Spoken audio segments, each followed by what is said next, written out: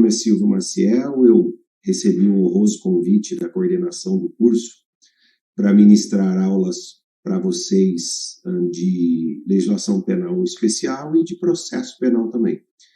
Nesse módulo, nós trataremos de algumas leis especiais,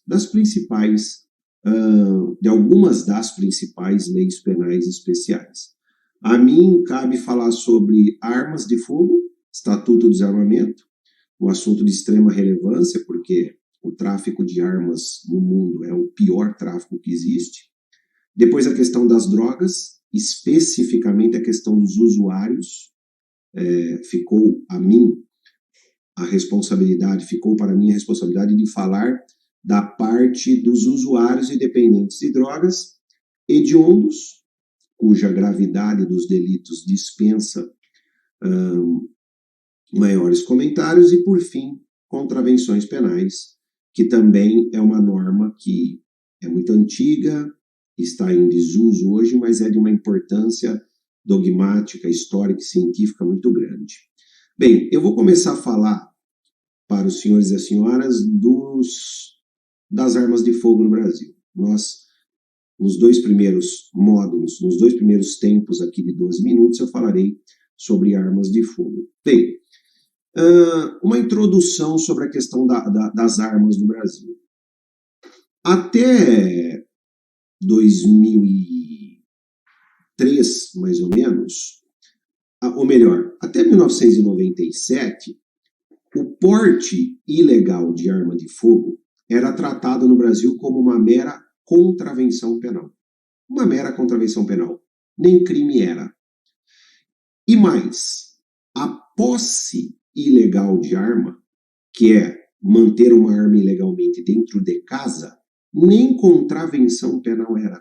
Então, se punia apenas o porte ilegal de arma, ou seja, a arma fora de casa, como mera contravenção penal, e a posse ilegal de arma, ter uma arma em casa sem registro, por exemplo, era fato atípico. Era apenas um ilícito administrativo sujeito à apreensão e ao confisco da arma. Era assim porque os índices de violência no Brasil eram muito menores do que são hoje. Com o incremento da violência, com o aumento da violência, culminado por crises sociais, por desajustes sociais, por problemas econômicos, o legislador, em 1997, resolveu fazer uma lei criminalizando a posse e o porte ilegal de arma de fogo, tornando crime. Então entrou em vigor a Lei 9.437, de 1997, que ficou conhecida como Lei das Armas de Fogo.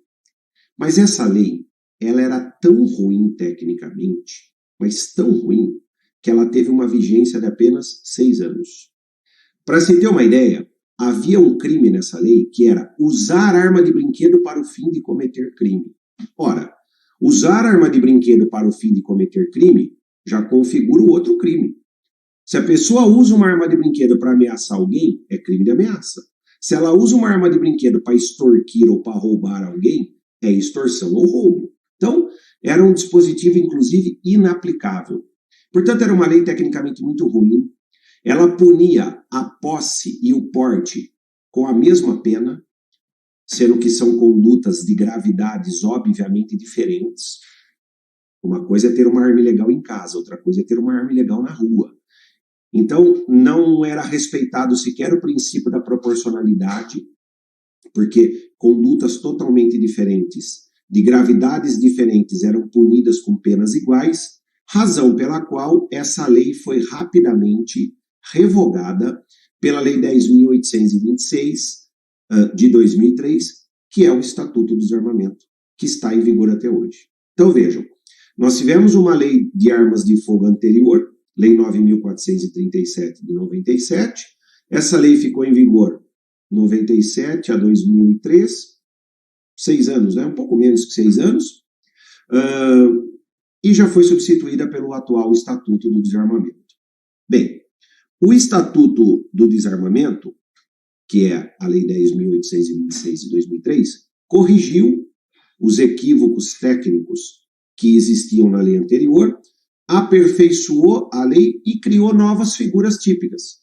Criou, por exemplo, o tráfico internacional de armas, criou o crime de disparo de arma de fogo, que também era uma mera contravenção penal, criou o comércio ilegal de arma de fogo, para quem se dedica não ao tráfico de armas, mas ao comércio interno, ilegal, clandestino de armas de fogo,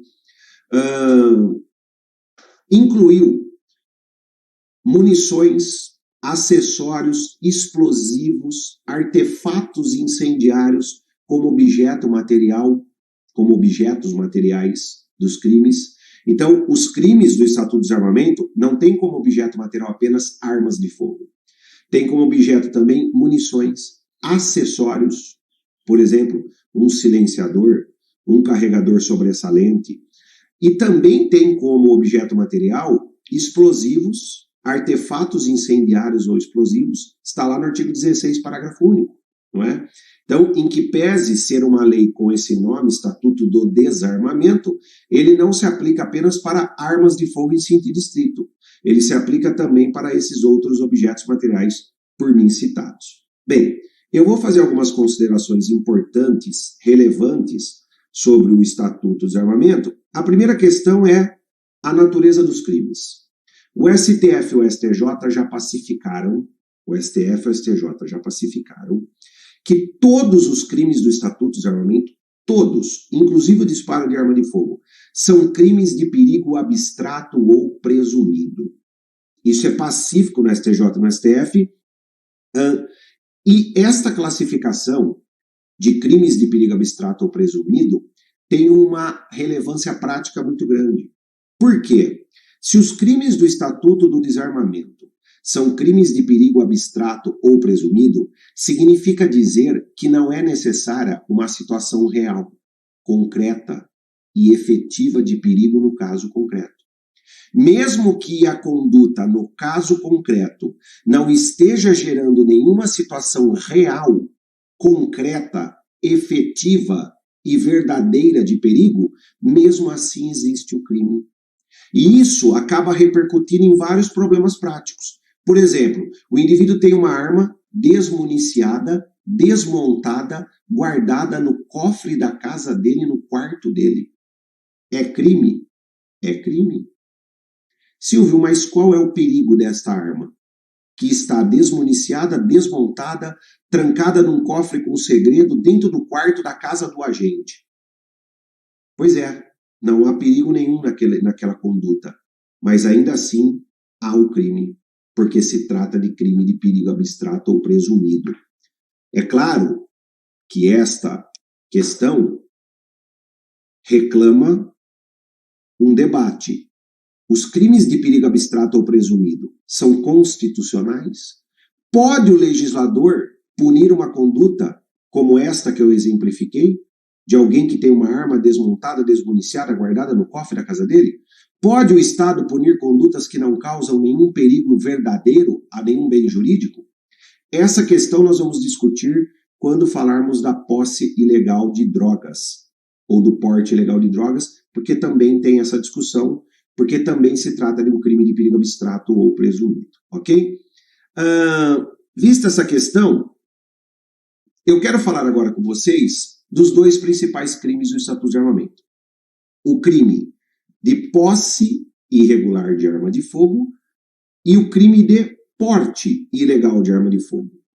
O crime de posse irregular de arma de fogo de uso permitido está previsto no artigo 12 do Estatuto do Desarmamento. O artigo 12, me permitam ler a redação dele, diz assim: possuir ou manter sob sua guarda arma de fogo, acessório ou munição de uso permitido em desacordo com determinação legal ou regulamentar no interior de sua residência ou dependência desta, ou ainda no seu local de trabalho, desde que seja o titular ou responsável legal do estabelecimento ou empresa. Detenção de 1 a 3 anos e multa. Pessoal, aqui está a diferença entre posse e porte ilegal.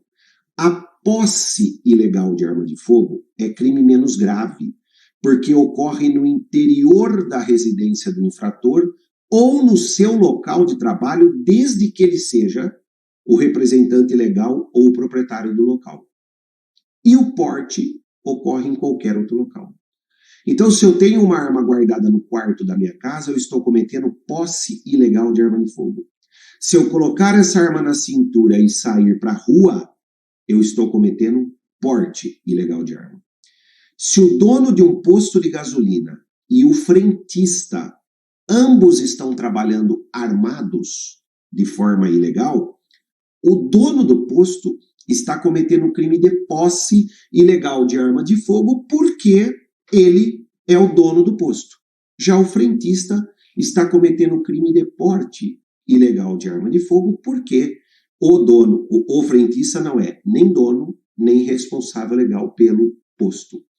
Pois bem, quando a lei fala manter uma arma na sua residência, significa intramuros. Qualquer local do muro para dentro é residência.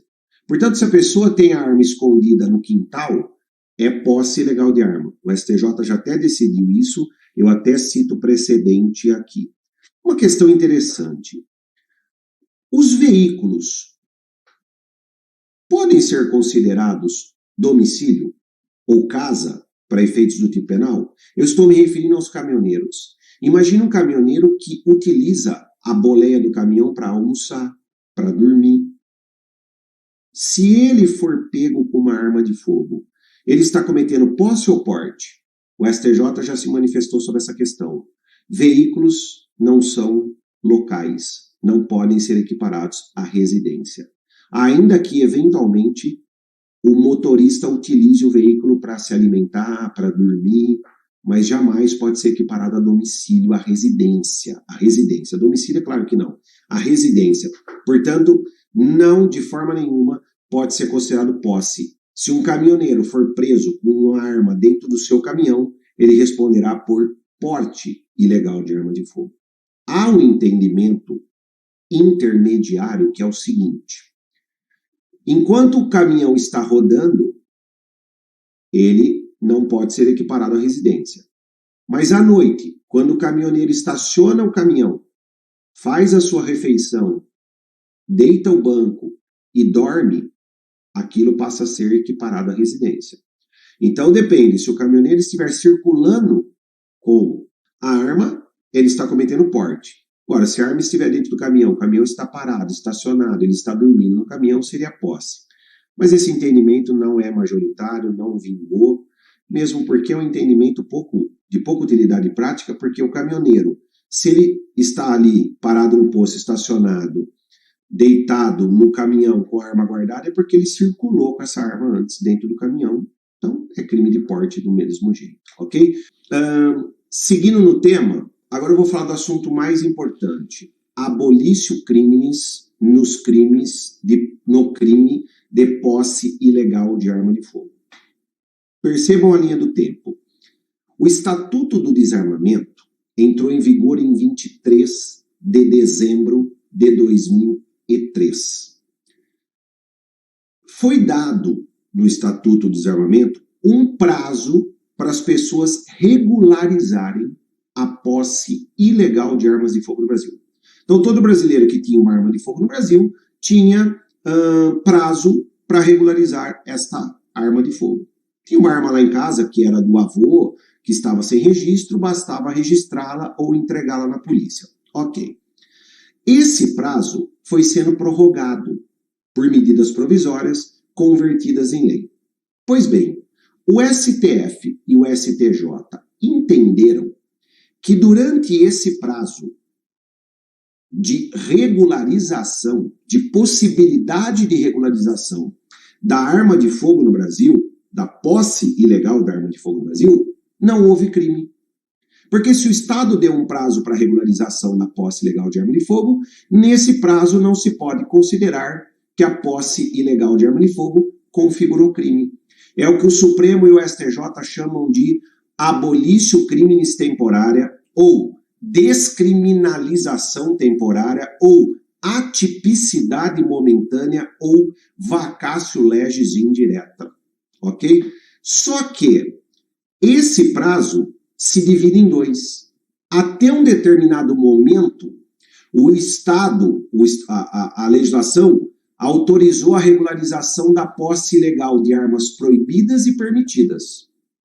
A partir de um determinado momento, a lei só permitiu a regularização da posse ilegal de armas permitidas. E como é que ficou esse prazo? Eu faço um quadro para vocês aí no material. Ficou da seguinte forma: de 23 de dezembro de 2003 a 23 de outubro de 2005, era permitida a regularização da posse ilegal de arma permitida e de arma proibida. Então, de 23 de dezembro de 2003 a 23 de outubro de 2005, a posse ilegal de arma permitida ou proibida não configurou crime no Brasil. De 24 de outubro de 2005 a 31 de dezembro de 2009, a legislação só permitiu a regularização da posse ilegal das armas permitidas. Então, de 24 de outubro de 2005 a 31 de dezembro de 2009, a posse ilegal de arma permitida continuou não sendo crime, mas a posse ilegal de arma proibida passou a ser crime. E, finalmente, a partir de 1º de janeiro de 2010, não houve mais prazo para regularização. Então, a partir de 1º de janeiro de 2010, qualquer posse ilegal de arma permitida ou proibida passou a ser crime. Porém, a partir de 1º de janeiro de 2010, qualquer posse ilegal de arma configura crime. Porém, a entrega espontânea da arma é uma causa extintiva de punibilidade prevista no artigo 32 do Estatuto do Desarmamento. Então, atualmente, hoje é crime a posse ilegal de arma. Só que se a pessoa entregar espontaneamente a arma na polícia, está extinta a punibilidade do crime. É uma causa extintiva de punibilidade nova que foi criada na legislação brasileira. Isso que eu acabo de falar está na súmula 513, que faz esta divisão. Bom, algumas questões interessantes. A abolitio criminis não se aplica ao porte ilegal de arma de fogo. Não. Esta abolitio criminis temporária é só para o crime de posse ilegal de arma de fogo. O crime de porte ilegal de arma de fogo é crime desde o primeiro dia da entrada em vigor do Estatuto do Desarmamento, 23 de dezembro de 2003. Ok? Tá. Outra questão interessante. Arma permitida raspada. Arma permitida com a numeração raspada, com a numeração adulterada. STJ e STF já decidiram o seguinte: arma de uso permitido, mas com a numeração adulterada raspada, equipara-se a arma de uso proibido. Equipara-se a arma de uso proibido. Por quê? Porque não tem como ser regularizada. Então, arma de uso permitido, porém com a numeração adulterada, com o sinal identificador adulterado, equipara-se a arma proibida. Portanto, recebe o tratamento de arma proibida e não de arma permitida. Houve uma decisão do STJ na qual ele disse, não se aplica a abolitio criminis ao tráfico internacional de armas. É claro que não se aplica ao tráfico internacional de armas. Até porque tráfico internacional de armas não é posse ilegal de arma. Não é posse, tem que a arma ficar dentro de casa. E o tráfico, necessariamente, a arma circula. Isso foi decidido no julgado no HC 182-166 do Rio Grande do Sul. Bem, agora duas questões interessantes. Eu disse que se a arma for apreendida... eu disse que se houver a entrega espontânea da arma, está extinta a punibilidade do crime de posse ilegal de arma de fogo por uma causa extintiva de punibilidade prevista no artigo 32 da lei. Ok. Aí surgiu a seguinte tese. Quando a polícia apreende a arma dentro de casa, também está extinta a punibilidade. Por quê? Porque a pessoa podia entregar a arma para a polícia e ter a punibilidade extinta. Então, se a polícia apreendeu essa arma, não é razoável considerar crime. Então, o raciocínio é o seguinte: se a pessoa pega a arma que está em casa, leva na polícia, tem a punibilidade extinta. Se a polícia cumprir um mandado de busca e apreensão, entra na casa da pessoa e encontra a arma, deve estar extinta a punibilidade também. Essa tese não pegou. O STJ decidiu essa questão no agravo em recurso especial 346981 e disse não. O que extingue a punibilidade é a entrega espontânea da arma. Logo, se a arma for apreendida pela autoridade numa situação de busca e apreensão domiciliar, não há que se falar em causa extintiva da punibilidade. E uma questão interessantíssima. Esse caso ocorreu no Mato Grosso do Sul. O indivíduo levou a arma até a Polícia Federal. Falou, vim entregar a arma porque o meu advogado me orientou que se eu entregar a arma, está extinta a punibilidade do crime de posse ilegal de arma. O delegado da Polícia Federal falou, é verdade, o senhor está com a punibilidade extinta nesse exato momento que o senhor está entregando a arma para mim. Mas uma pergunta, como é que o senhor trouxe a arma até aqui? O cidadão falou, olha, coloquei no meu carro e trouxe. Então o senhor está preso por porte ilegal de arma. Porque para trazer a arma até a polícia, o senhor precisava de uma autorização de transporte. E precisa mesmo. Precisa de uma autorização de transporte. O delegado de polícia prendeu a pessoa por porte ilegal de arma do trajeto da casa dele até a delegacia. Ora, isso não é minimamente razoável. Essa questão chegou no STJ, sabe o que o STJ disse? Esta conduta, vou ler. Esse comportamento é autorizado pelo Estado. Falta, portanto, a ação à antinormatividade.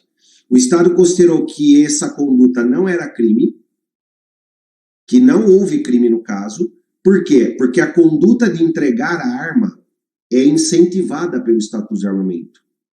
É autorizada pelo Estatuto de Armamento e incentivada. Portanto, faltou nessa conduta a antinormatividade. Ora, o STJ falou que é uma conduta autorizada pelo Estado e que faltou antinormatividade. Qual a teoria que o STJ aplicou aqui? A teoria da tipicidade conglobante de Eugênio Raul Zaffaroni. Então veja, nós temos aqui um caso em que o STJ aplicou a teoria da tipicidade conglobante. Comportamentos autorizados pelo ordenamento jurídico não são antinormativos, portanto não tem tipicidade. Não é? Isso foi no HC 94673. Interessante esse caso, não é? Antinormatividade. Bem, agora eu vou falar de algumas questões polêmicas que se aplicam tanto para posse quanto para porte. Vou falar de algumas questões polêmicas que se aplicam tanto para porte quanto para posse. Primeiro, exame pericial. É possível condenar alguém por porte ou posse ilegal de arma de fogo sem que a arma seja apreendida e periciada? O STJ diz que sim, desde que existam elementos idôneos de prova comprovando o porte ou a posse. Por exemplo, o indivíduo exibiu a arma num bar, abriu a arma, mostrou as munições, colocou as munições de novo, fechou e foi embora. Tem 10 testemunhas dizendo que ele estava armado no bar. A arma não foi localizada. O STJ diz que é possível condenar com base nessas 10 provas testemunhais. Segunda questão, arma quebrada configura crime? Depende. Se for uma arma absolutamente ineficaz para disparar, nós estamos diante de um caso de crime impossível por absoluta impropriedade do objeto. Se for uma arma relativamente eficaz para disparar, uma arma que às vezes dispara e às vezes não dispara, existe crime. Inclusive, há um julgado do STJ que diz que arma quebrada não é arma, é um pedaço de ferro. A arma absolutamente inapta para disparar, o revólver sem o tambor, por exemplo, sem o tambor onde colocam as munições, é um pedaço de ferro. Então, há até um julgado do STJ dizendo que arma absolutamente ineficaz para disparar quebrada não pode nem ser considerada juridicamente arma. Outra questão, pessoal. Arma sem munição e munição sem arma configura crime? O indivíduo é preso na rua com uma arma vazia, sem munição. Ou o indivíduo é preso na rua com 2 munições no bolso, mas não tem revólver. Ele achou a munição na rua e resolveu pegar para ele. Há o crime? Vejam, essa foi uma longa discussão Há um julgado da relatoria do ministro César Peluso dizendo que não há crime. Depois o STJ passou a divergir. Uma turma dizia o seguinte: há crime. A outra dizia: só há crime se houver condições de rápido municiamento. Por exemplo, a arma está no porta-luvas do carro e a munição no porta-malas. Embora a arma esteja desmuniciada, ela está em condições de rápido municiamento. Basta parar o carro e pegar as munições do porta-malas. Então, houve uma época em que o STJ passou a divergir. Uma turma dizia: arma sem munição e munição sem arma configuram crime. Uma outra turma dizia: só configura crime se estiver em condições de pronto municiamento. Se a arma estiver próxima da munição e a munição estiver próxima da arma. Hoje não. Hoje é pacífico no STJ e no STF de que arma sem munição e munição sem arma configuram crime, mesmo que não houver condições de rápido municiamento. Por quê? Porque se tratam de crimes de perigo abstrato ou presumido, que não exigem situação real de perigo no caso concreto. Outra questão. Princípio da insignificância na posse ou porte ilegal de munição. Hoje é pacífico no STJ e no STF que é possível aplicar o princípio da insignificância na posse ou porte ilegal de munições. E, por exemplo, se o indivíduo é preso com uma única munição. É claro, não se dá para aplicar o princípio da insignificância na posse ou porte ilegal de armas. Ah, era só uma metralhadora. Não dá. Mas dá para aplicar na posse de munição. Desde que estejam presentes os requisitos do princípio da insignificância que nós estudaremos quando estivermos falando do crime de posse ilegal de arma de fogo. Outra questão. Porte ilegal de arma e homicídio. O homicídio absorve ou não absorve o porte e a posse ilegal de arma de fogo? Depende. Se a posse ou o porte foi cometido exclusivamente para a execução do homicídio, fica absorvido como crime meio. O indivíduo vai até a casa dele, pega a arma registrada, vai até o bar e mata a vítima. O porte da casa dele até o bar ocorreu exclusivamente para a execução do homicídio. Portanto, nesse caso, o porte fica absorvido como crime meio. Agora, se o indivíduo já tem uma arma ilegal, porta essa arma ilegal constantemente, ou detém essa arma ilegal constantemente, e um determinado dia ele acaba eventualmente cometendo um crime de homicídio, não há essa relação de consunção, de absorção. Nesse caso, ele responderá em concurso material por ambos os crimes. Inclusive, os tribunais estaduais e o STJ dizem o seguinte, porque quando o réu é pronunciado, ele é pronunciado por homicídio e pelo crime conexo de porte ilegal. A defesa interpõe recurso em sítio distrito para tentar excluir da decisão de pronúncia ao porte de arma. Sabe o que os tribunais dizem? Saber se o porte de arma ficou ou não ficou absorvido pelo homicídio é matéria que tem que ser decidida pelo Conselho de Sentença, pelos jurados, em razão da soberania dos vereditos. Então, mantenham a pronúncia tanto pelo homicídio quanto pelo porte de arma. E cabe aos jurados excluírem ou não o crime de porte ilegal de arma da condenação. Ok? Bom, eram essas as considerações que eu tinha para fazer. E no próximo bloco nós começaremos a falar de drogas.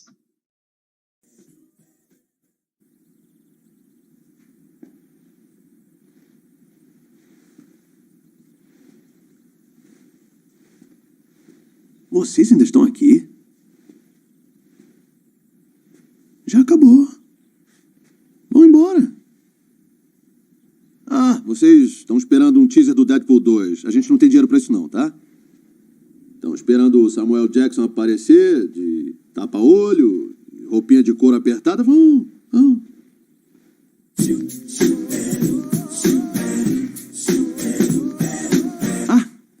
Mas eu posso contar uma coisa, é meio que um segredo. Na sequência, vamos ter o Cable. Um personagem incrível, braço biônico, viaja no tempo. Não temos ideia de quem vai interpretar. Pode ser qualquer um.